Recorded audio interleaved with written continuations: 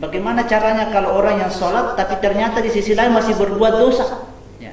Sholat, bagus sholatnya, bagus berjamaahnya, tapi ternyata masih korupsi. Ya. Makanya yang seperti ini bukan sholat yang salah, tapi adalah masih perlu diperbaiki caranya sholat. Artinya sholat itu belum menyatu dengan dirinya. Ya. Bukan sholat yang salah. Ya. Teruskan sholat. Ya. Kejarlah sholat, khusyuklah dalam sholat. Insya Allah kalau sholatnya bagus, akan terhindar daripada perbuatan keji dan mungkar.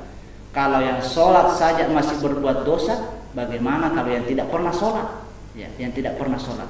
Di hadis lain Nabi SAW menyatakan, "Man taraka sholata muta'ammidan faqad kafara jihara."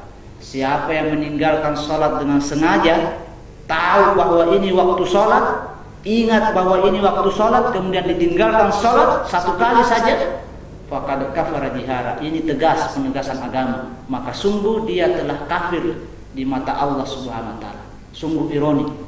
Para pemirsa Citra TV Bulukumba yang semoga dirahmati Allah Subhanahu wa taala.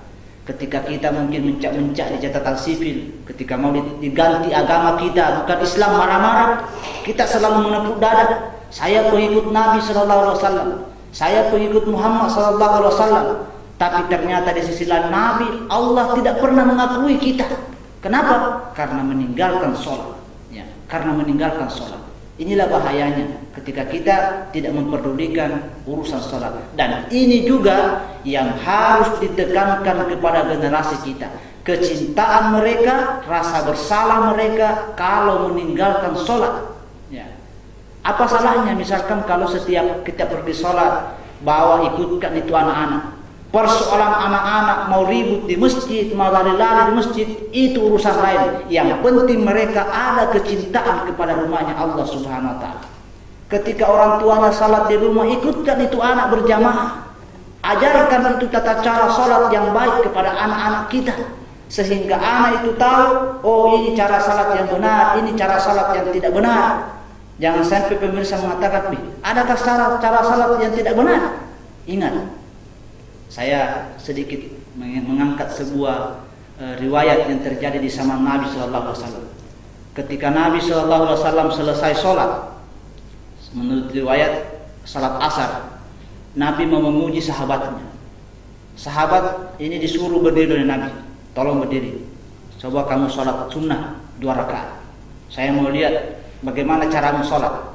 Akhirnya sahabat ini sholat, mulai dari takbir sampai salam. Ketika selesai sholat, Nabi menyatakan, ulangi sholatmu. Tidak begini cara sholat yang saya ajarkan. Akhirnya ini sahabat lagi, bangun lagi sholat, diulangi lagi. Yang kedua kalinya. Setelah 2 kali sholat, Nabi menyatakan, ulangi sholatmu. Tidak begini yang saya ajarkan. Akhirnya sahabat ini mulai yang ketiga kalinya. Setelah itu Rasulullah baru kemudian menyatakan, "Shallu kama ra'aitumuni usalli." Coba lihat cara saya sholat. Ya. Akhirnya Nabi memberikan contoh tentang bagaimana cara salat yang benar.